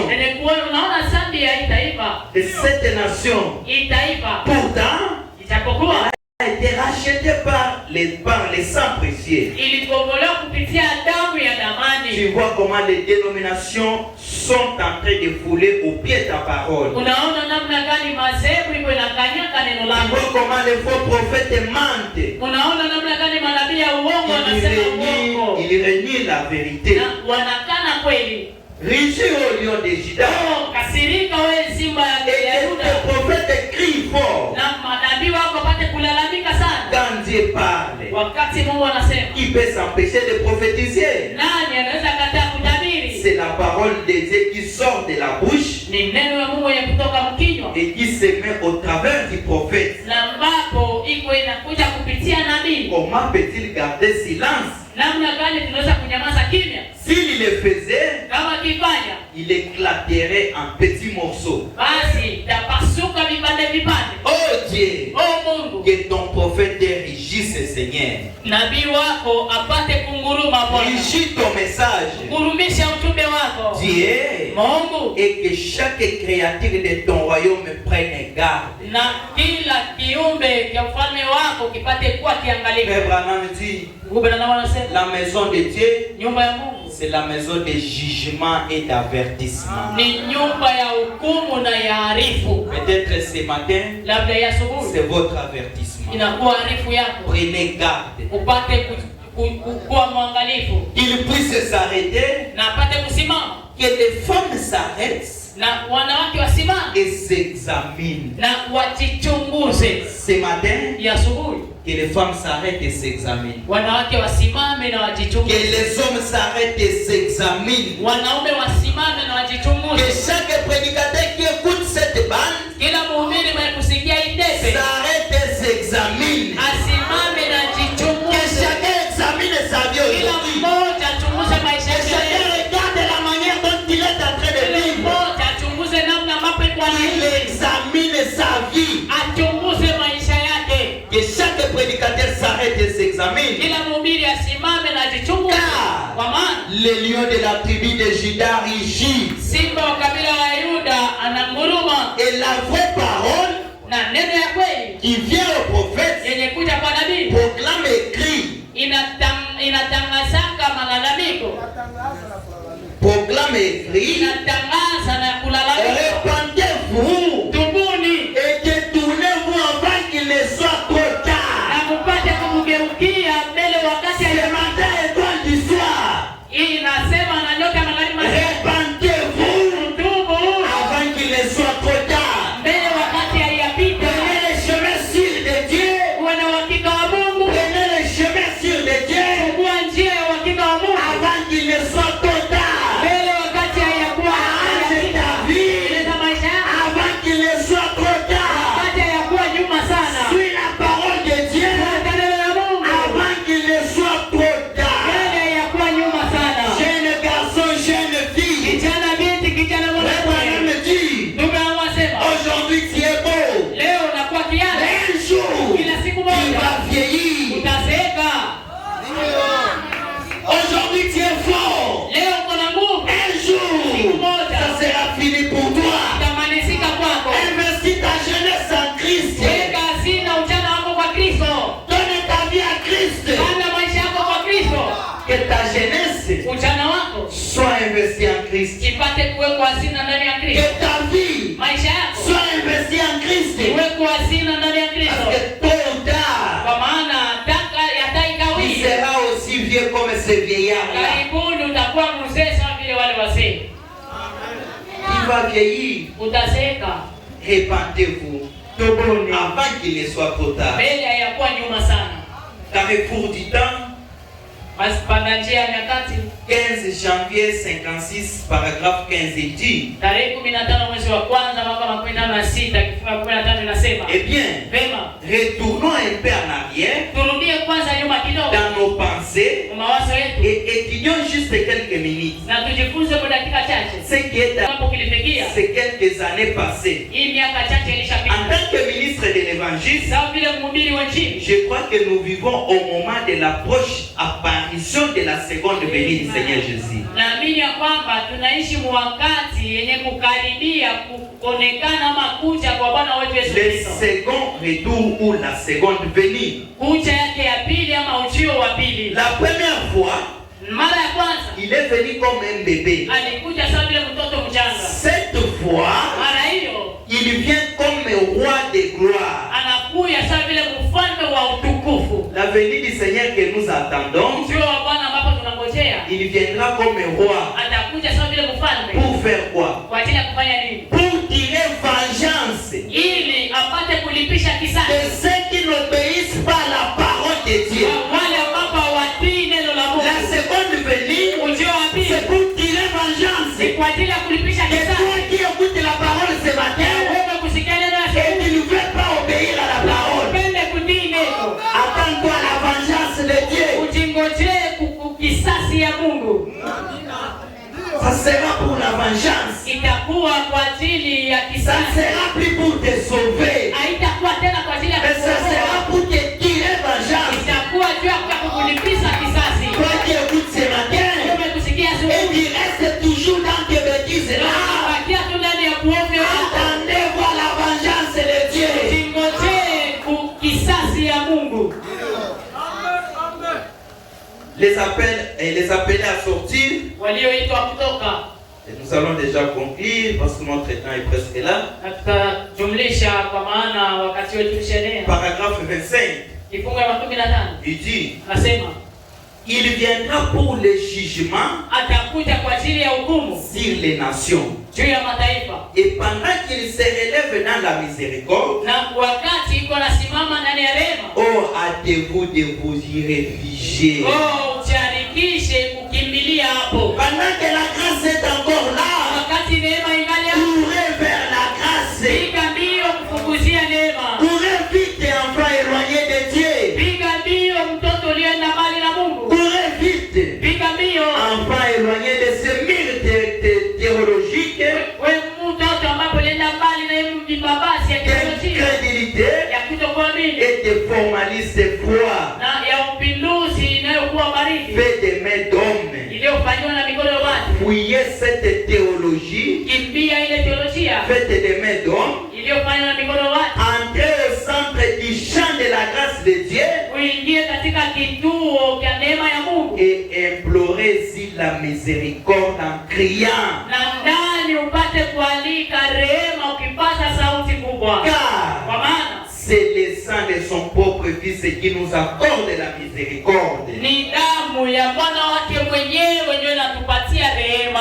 Éloignez-vous de ce vieux monde de doute. Upate kwenda mbali na hii dunia ya zamani ya mashaka. Débarrassez-vous de vos superstitions. Upate kuachana na ile vitu yako ya ovyo ovyo. Acceptez le message de la miséricorde de Dieu Kubali ujumbe ya rehema ya Mungu et son message de délivrance. na ujumbe ya ukombozi, Et fouillez vers le centre de la grâce. na ukimbie katika kituo ya neema. Et là, poussez les Na cris. pale upate sauti, Oh Jésus, oh Yesu, toi le Fils de Dieu, wewe mwana wa Mungu, aie pitié de moi. unionee huruma. Tu ne peux rien faire sans lui. Hauwezi fanya lolote Alors bila c'est le yeye. temps de crier Basi ni wakati wa et kuona de reconnaître ce que nous avons fait. na kutambua kile ambapo tulifanya. Dis, oh Jésus, Oh Yesu, aie pitié de moi. unionee huruma. Je suis allé en dehors de ta parole. Nilienda nchi ya neno lako. Je me suis éloigné de ta parole. Nilienda mbali na neno lako. Reçois-moi ce matin. Nipokee mimi Je Yesu. reviens auprès de toi. Narudia kwako. Aie pitié de moi, Seigneur. Huruma Bwana. Aie pitié de moi. Unionee huruma. C'est le temps de courir vers la grâce. Ni wakati wa kupiga mbio kwendea neema. En effet, Kwa hiyo le mire de ces doctrines faites des mains d'hommes ni mabasi ya hii mafundisho yaliyofanywa mikono ya watu vont s'écrouler et périr avec le monde incrédule. itabomoka na kuangamia pamoja na hii dunia isiyoamini. Ainsi c'est dit. 16 inasema Maintenant, sasa hommes et femmes, mwanaume na mwanamke en tant que serviteurs de très haut, sawa vile mtumishi wa aliye juu et en tant que votre frère, na sawa vile ndugu yako ce matin, ya asubuhi, je vous supplie de vous éloigner de tous les murs à côté desquels vous vous tenez. na kusii upate kwenda mbali pembeni, kukimbia ile vibambazi pembeni hayo unasimamia. Éloignez-vous de tous les murs sur lesquels vous vous tenez maintenant. Kwende mbali na ile vibambazi ambapo unategemea. Si ce sont des querelles, Kama ni magomvi, éloignez-vous de ces choses. kwende mbali na magomvi. Si c'est l'impudicité, Kama ni washerati, éloignez-vous de ces choses-là. kwende mbali na vile vitu. Car bientôt Christ revient. Kwa maana karibuni Kristo anakuja. Non pas pour sauver, Hapana kwa ajili ya mais kuokoa, pour tirer vengeance. lakini kwa ajili ya kulipiza kisasi. Le choix d'une épouse, paragraphe 23, on conclut. Uchaguzi wa bibi harusi kifunga 13 tunaishia hapo. Votre destination éternelle, Elekeo yako ya milele c'est un choix. ni uchaguzi. Votre destination éternelle, Elekeo yako ya milele c'est un choix. ni uchaguzi. Et peut-être que ce soir, Na labda magharibi certains d'entre vous feront le choix du lieu où ils passeront l'éternité. wamoja kati yenu watafanya uchaguzi ambapo wako watapitisha Il n'y umilele a wao. que deux lieux, Kunakuwa tu fasi mbili, l'enfer et le ciel. simu na mbingu. Soit tu es de Dieu, Au unakuwa wa Mungu soit tu es du diable. au unakuwa wa Et shetani. ça dépend de votre choix ce matin. Na ile inahusika na uchaguzi wako ya asubuhi. Si à maintes reprises vous rejetez Dieu, Kama kwa wakati wote unamtupilia Mungu, il y aura un temps utakuwa wakati mmoja où vous le rejetterez la dernière fois. ambapo utamtupilia Mungu mara ya On mwisho. t'a prêché maintes fois, Alisaka kukuhubiri mais tu mara as kwa toujours mara. rejeté. Kila siku On unatupilia. t'a parlé maintes fois, Alishakuambia tu mara as toujours rejeté. unatupilia kwa kila Frère siku. Branham dit, Ndugu yangu anasema il y a un jour où tu rejetteras pour la dernière fois. unakuwa siku ambapo utamtupilia kwa mara ya mwisho. Et toi et moi, Na wewe na mimi, personne ne connaît si c'est sa dernière fois ce matin. hakuna mtu anajua kama ni mara yake ya mwisho hii asubuhi. Alors fais un bon choix. Basi fanya uchaguo mzuri. Si c'est votre dernier tour, Kama ni inakuwa mara yako ya mwisho, que ça soit un bon choix ce matin. uwe uchaguzi ya mzuri ya Que ça soit un bon choix ce matin. uchaguzi ya mzuri ya asubuhi. Un bon choix, Uchaguzi mzuri c'est le choix de la parole. ni uchaguzi wa neno. Être dirigé par la parole. Kuongozwa na neno. Être conduit par la parole. Kuongozwa na neno. Et non par tes pensées à toi. Hapana kuongozwa na mawazo yako ndani yako. Fais un bon choix ce matin. Fanya uchaguzi mzuri ya asubuhi. Choisis un bon chemin. Chagua njia mzuri, Un chemin sûr. njia ya uhakika Pour ton salut, kwa ajili ya wokovu wako, ton papa ne pourra pas te sauver. kwa ajili ya wokovu wako. Baba yako aweze La kukuokoa, maman ne pourra pas te sauver. wala mama yako aweze kukuokoa. Mais si le papa est sauvé, Lakini kama baba ne anaokoka, pense pas que tu seras sauvé au Saint-Esprit de ton papa. usifikiri ya kwamba utaokolewa kupitia Roho Takatifu ya baba Il yako. faut suivre le même chemin que le papa a suivi. Inakupasa ufuate ile njia moja yenye baba alifuataka. Amen. Votre destination éternelle, c'est un choix. Elekeo yako ya milele inakuwa uchaguzi. Il y a une ligne qui sépare la miséricorde du jugement. Unakuwa mstari mmoja yenye kuachanisha rehema na hukumu, Et c'est une chose dangereuse na inakuwa kitu kia hatari pour un homme ou une femme, kwa ajili ya mwanaume au mwanamke un mmoja, garçon ou une fille, kijana binti au kijana mwanaume, de franchir cette ligne, kutambuka ile mstari, car il n'y a pas de chemin de retour. kwa maana hakuna njia ya kurudilia. Quand vous franchissez cette ligne de démarcation, Wakati unatambuka ile mstari wa neema, ainsi ce matin, hivi asubuhi c'est peut-être le moment où plusieurs prendront leur décision. ni wakati ambapo wengi watachukua msimamo wao. C'est le temps de prendre votre Ni décision. wakati wa kuchukua msimamo yako. Où passera-t-il ton éternité? Wapi ambapo utapitisha umilele Tu wako? passeras où ton éternité? Wapi utapitisha umilele wako? Prends le chemin sûr. Chukua njia ya uhakika. Répands-toi. Utubu. Et toi qui n'as jamais été baptisé, Na wewe uyabatizwaka. je ne sais pas si aujourd'hui qui est votre dernier jour. Sijui kama leo ndio inakuwa siku yako ya mwisho. Alors lorsque tu es touché par la parole, Basi wakati unaguswa na neno, c'est le temps de prendre la décision. Ni wakati wa kuchukua msimamo. Si tu as honte de lui aujourd'hui, Kama ukimsikia haya lui leo, aussi aura honte de toi. Mungu naye atakusikia Si haya. tu as honte parce que ton papa va te voir, Kama ukisikia hivi baba yako anakuona, Christ aussi aura honte de toi ces Kristo jours-là. naye atakusikia haya. Si tu as honte de lui ce matin, Kama ukimsikia Yesu, lui aussi aura honte de toi. na yeye pia atakusikia haya. Alors sans honte maintenant, Basi bila haya sasa, sans toutefois incliner nos têtes, bila hata kukunjama, qui accepte Christ pour être baptisé dans beaucoup d'eau au nom du Seigneur Jésus-Christ. nani anamkubali Kristo na anasema ya kwamba atabatizwa leo mchina na Bwana Yesu Kristo? Celui qui veut prendre le chemin sûr, Mwenye apenda kuchukua njia ya suivre uhakika, les bons chemins, kufuata njia nzuri, et qu'il lève la main, ainue mkono wake, on ira les baptiser. tutaenda kumbatiza. Est-ce qu'il y a quelqu'un? Eti kuko mtu anapenda batizwa? Est-ce qu'il y a une personne? Eti kuko mtu mmoja? N'ayez pas peur. Usikuwe na woga. C'est Christ qui vous appelle. Ni Kristo ndio anakuita. Et si vous avez honte de lui, Na kama ukimsikia haya, attendez-vous au jugement. usingoje kuhukumu. Est-ce qu'il y a une personne? Eti kuko mtu En peu de secondes, est-ce qu'il y a quelqu'un? sekondi kidogo, eti kuna kwa mtu anapenda batiziwa? Aller au ciel, c'est un choix. Kwenda mbinguni ni Et uchaguzi, ça dépend que de vous. na inahusika tu na wewe. Si tu as honte, Kama ukisikia haya, ça te regarde que toi. inakuangalia tu peke yako. Nous allons nous lever Tukasimama wima et nous allons tous prier le Seigneur. na tutamwomba Bwana sisi sote, Car le chemin du ciel, maana njia ya mbingu c'est un chemin étroit inakuwa njia yenye kusonga et qu'il faut affronter. na inabidi C'est kupambana à nayo. toi de te conformer à ce chemin-là. Kwako upate kuambatana na ile njia. Allons devant notre Dieu Basi mbele ya Mungu wetu et implorons la miséricorde. muombe rehema.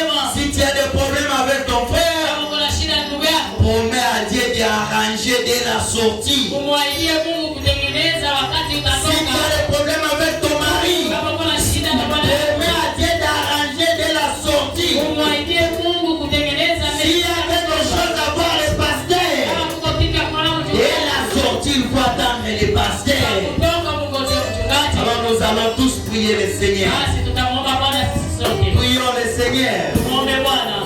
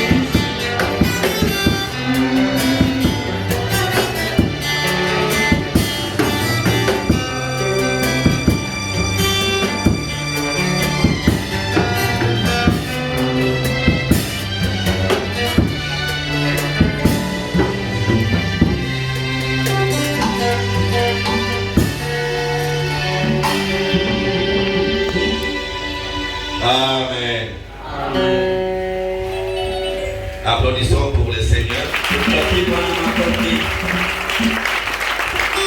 Applaudissons encore pour la parole de ce matin.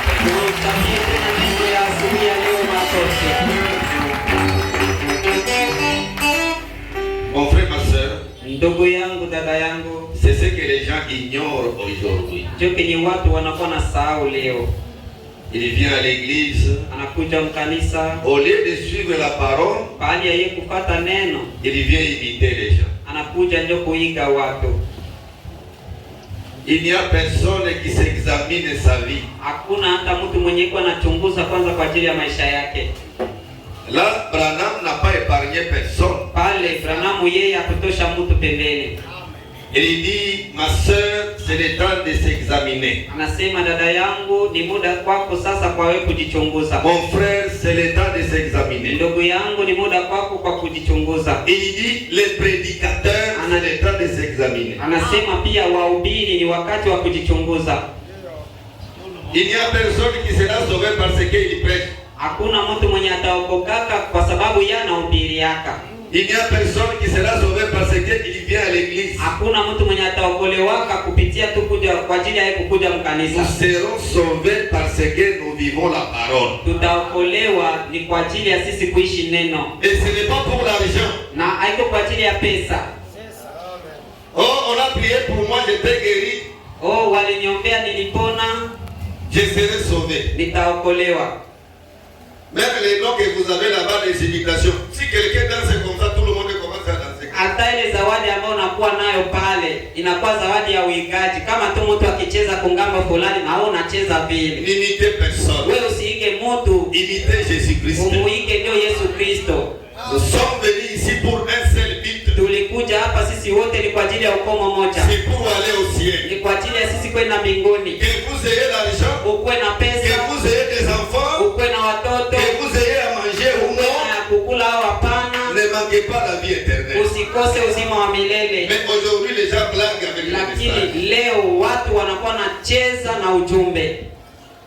Là, comme le frère a laissé 5 minutes, je vais récupérer ces 5 minutes. Pale sawa vile ndugu aliacha dakika 5, nitachukua ile dakika 5. Si ça pouvait être pour l'argent, on devrait vous quitter il y a longtemps. Kama ingelikuwa kwa ajili ya pesa tungeliwaacha muda tangu zamani.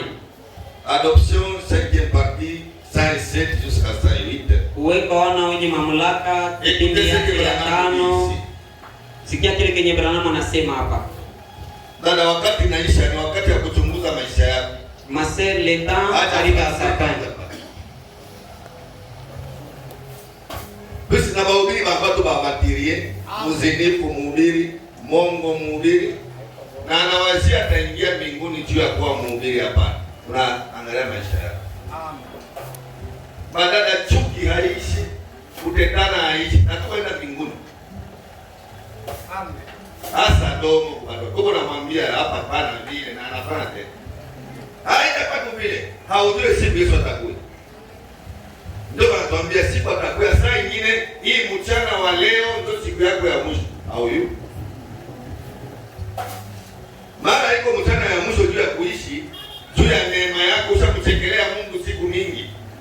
Saa nyingine kutubu yako ya leo ndio nikupokea ndio unamwangalia. Amen. Ah, ok. Soma papa.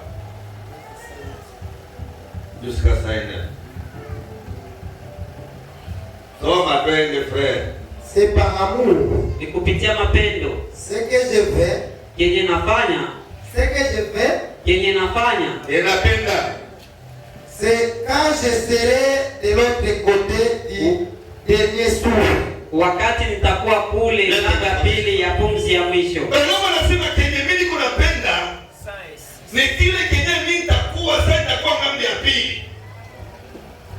Hautakuwa ngambo ya pili kenye kutumikia hapa.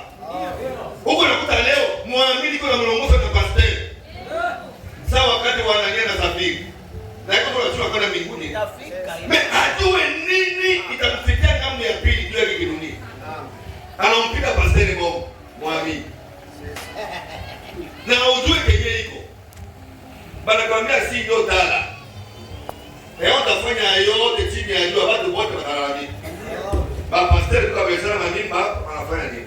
Wewe kwa upime kumesaje pastor wa mesaje. Na huko tu bado kunaangalia unafichika dhambi yako. Tuko nataka kwenda.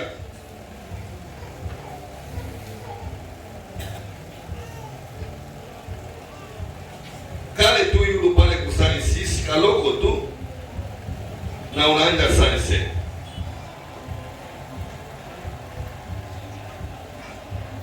Simamia pale. Kadogo tu hapa sisi unaenda hapa sisi tusipasane hivi. Donc iko kitu cha tabu uliamini ujumbe na ubakie. Mimi leo watu wanakuwa tukubarikiwa sana mazee. Chia pata frank. Kwa vile mbao iko wazi siku ya Inga. Shokaje tu. Haiko vile sere. Ba frere mbili iko nafia pedali ya Kenzi mbili ba frere na Kristo. Mngena kili. Aloke mkanisa mngekuwa kule kwa madhehebu bazee ya kanisa. Kama ungena nafia kitu ya Kenzi mbili. Eski siku mwanza kumsaidia ndugu yako na desa mbili. Hapana kumkopa kumsaidia. Frere. Na mwanakatu kusamba kwa pastor. Tunaenda kwa pastor. Basi kama una kitu. Unakuya pedali ya Kenzi mbili kwa pastor kusamba. Na unakuta ule kitu anataka siku kanisa.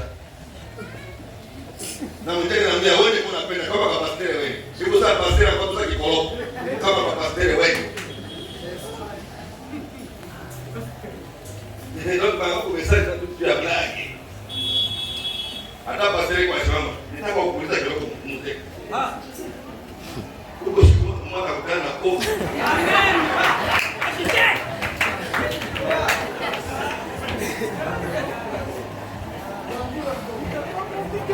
Sasa ya kula kila sana unauliza.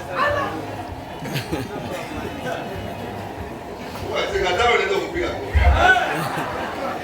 Atoka sema yangu kuna kwa kofi yote. Twende pale frère. Niko nikipeleka 5 minutes. Mungu akubariki frère. Si je ne prêche pas l'évangile parce que je pense que j'irai en enfer. Kama mimi sihubiri injili kwa sababu mimi nitaenda kuzimu. Si je ne le faisais pas. Kama singelifanya. Je prêche l'évangile parce que je l'aime. Na hubiri injili kwa sababu mimi naipenda. Mimi sihubiri injili niko naogopa kupotea. Niko nahubiri tunampenda Yesu na watoto ya Mungu waokoke. Si j'avais prêché l'évangile pour l'argent, kama ningelihubiri injili kwa ajili ya pesa, kama ningeendaka zamani na kumiaka hata kumilaka siki milaka. Amen. Mimi haiko juu ya ile. Tuko naangalia mimi mahubiri kijana nahubiri hapa. Sio unafanya kazi ya nafsi yako. Dada unahubiriwa. Sasa unarudia kumwingine uko unafanya kazi ya nafsi yako. Anahubiri sio unatumikia nafsi hiyo koko. Bandumba ya kwanza ni wao kumesali. Na shipe faka humu. Hii kubala inakuwa na blog. Mimi haikabala ile kupandisha. Bana wanzia kubala shipe mrefu kidogo huko. Tabia mbaya yote basere ya misali. Ule dada yenu ule kwa mlomo haiko wa kwanza dada yenu. Na haya. Na mko kwa mazee. Baada ya kufanya theology naenda kuanza mete kumbuka kwamba wakati tunaisha. Twende bwana. Si ça avait été le cas, kama ingelikuwa vile, je ne serais pas endetté de $20,000 ce soir. singekuwa na deni ya dola 2,000 hii magharibi. Ndio mjiko ile bwana sema mbona tuwalipe wale ba madeni mpaka tupazinifu. Na bwana alikuwa na $20,000 ya deni na kulipa. Hakuna andiko ya kumlipia mwenye ni kwamba dawa ya deni ni kwa nini? Watumie mahabari mema deni mafai nini?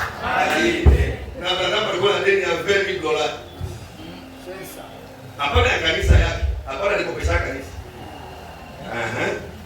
Je ne serais pas endetté comme ça. Singelikuwa na madeni vile. Non, monsieur. Hapana bwana. Asikia pastor kwa deni yake na pastor alikopa. Sasa kama sina nikufe njaa nisikope. Nite njaa na baba kukopa vitu. Programa ni bwana ngapi? Mshafika kama mimi ndio nisikope. Leo tuma mkope madeni ya watu ya kulipa.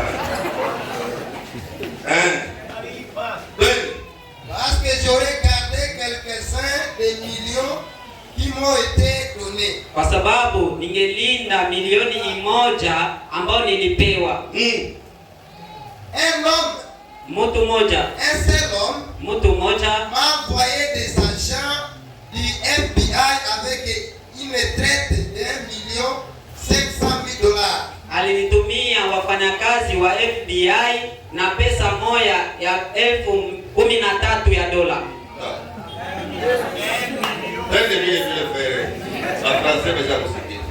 Et j'ai dit, Na nikasema reprenez-la. mwichukue pale, Ce n'est pas pour l'argent. haiko kwa ajili ya pesa. Ule bali mtumeka Branham ile ni mtu wa dhambi. Amen. Na wale watu mimi sipendaki. Kama ni kwa kukopa tuko sawa nitakukopa. Ukaingia mzambi ndio nawazia tu pastor nikopaka franga sitakulombaka tena. Amen. Amen. Ule namtumia Branham $1,500,000. Ndio sawa kabumbele dhambi yake Branham afilike. Akasema nikarudishaka ile. Yeye alikuwa na deni ya $20,000 anarudisha $1,500,000. Chiba pastor yale. Hata bawili wewe utarudisha. Mimi nitarudisha. Kama ni corruption ya dhambi, kula makuta yako usinipe. Kama na wazi yako unanipaka leo kufilikia dhambi. Nikikwaje nitapenda ngori, nikikwaje Narudishia tena. na sisi ni laka nyingine. Ndio makuta kama ni sasa. Amen. Twende wapi? Ce n'est pas l'argent. Haiko kwa ajili ya pesa. Je ne prêche pas l'évangile pour l'argent. Mimi sihubiri injili kwa ajili ya pesa. Na mimi msihubiri injili juu ya makuta. Amen. Sio saidia associé. Pia mwe wote kama hivi ndio kitu chetu nitatii. Amina. Na mimi sikia. Oh, baba ule mwisho ndio angalia kama unapenda kriteria. Amina. Msema wangu kwa atakuwa juu ya hata kama pastor yeye pia anasema. Sasa kusema mkatashi mkataza. Mwaniki Mmasere yeye kwani hata waweza atafuta watu wote. Yeye kama mtoto. Ni mate chuki sana ubii. Amatia pekee favori. Na hiyo aliborenda ile na msikose kuya. Ya tano ya posho ya tano ya posho. Ndio akasomea barua kwa mbele. Na mimi nikakataza hapa amsikie. Mungu. Ce n'est pas pour ça. Haiko kwa ajili ya pesa. C'est par amour. Ni kupitia mapendo. Ni mapendo tu ndio iko hapa. Tunaangalia nafsi ya Zati bakuya Rongori, nafsi ya Zee isipotee. Amen. C'est ça. Unaona mtu anafanya fujo hapa na ndio kanisa. Mungu akubariki pia. Tuliwazana muama Mungu na ndio kanisa. Ule mtu hata okokaka kamwe. Yes. Na wewe usimsemee umsaidie. Abafanyake dhambi unaama ndio kanisa na dhambi. Hata wende wapi hautaokoka mpaka unamaliza ile dhambi. Amen. Kama ni kufukuza mwanamke unamfukuza yule mwanamke ndio unatubu na rudi. Ndio. Mebaki wanapenda kuomba kumshinda Mungu. Si Mungu mmoja twende lwake frère. Eti wewe unampenda? Haumpendi. Wende. Ce que je fais, Kenye mimi nafanya, et la peine. Ce que je fais, kenye mimi napenda c'est quand je serai de l'autre côté du dernier souffle. ni wakati nitakuwa kule ngambo ya pili, Pumzi yangu ya mwisho. Là-bas, kule c'est pour être dans 5 minutes. inawezekana mu dakika 5. Inaweza kuwa kutoka nasema furaha inakufa. Amen. Utakuwa wanani kule ngambo ya pili. Ile kijana anahubiria, utakuwa kuzimu au unakwenda kwa Mungu. Msipato wanawazia kufa ni magonjwa. Unaweza kufa après 5 minutes. Kutoka tu kumpiga pasere bongo unakufa. Amina. Ngambo ya pili utakuwa wanani? Kutoka tu kumzinifu yako unakufa. Ngambo ya pili kwa wanani? Na dimasho ilikuwa mkanisa. Kutoka tu kubana kumaziba, unataka kunyumba malaria unaenda. Ngambo ya pili utakuwa wanani? Hata watakumbuki. Ndio nakuya tutani pepe. Wanawazia tu nene ya Mungu. Mimi nitakuwa wanani? Usiulize ile hapa. Uliza ngambo ya pili kama ipo mtu natoka. Nitakuwa wanani ngambo ya pili. Amen. Yes. Hii dunia tu unaipenda. Saa nyingine dakika 5 unaweza kutoka leo. Au mimi. Amen. au mhubiri. Mezambi hawatubwata pata leo. Twende. C'est pour être dans des Inawezekana hata msaa 2. Ndio. C'est pour être dans 50 ans. Inawezekana hata miaka 5. Je ne sais pas quand ça sera. Sijue wakati gani itakuwa. Mais Lakini quand j'y arriverai, wakati nitafikia, que j'arriverai là-bas, wakati nitafika kule, je vais pouvoir. napenda niwaone. Sema amina. Amen. Esi utasema amina. Amen. Susi yangu haiko makuta yenu. Amen.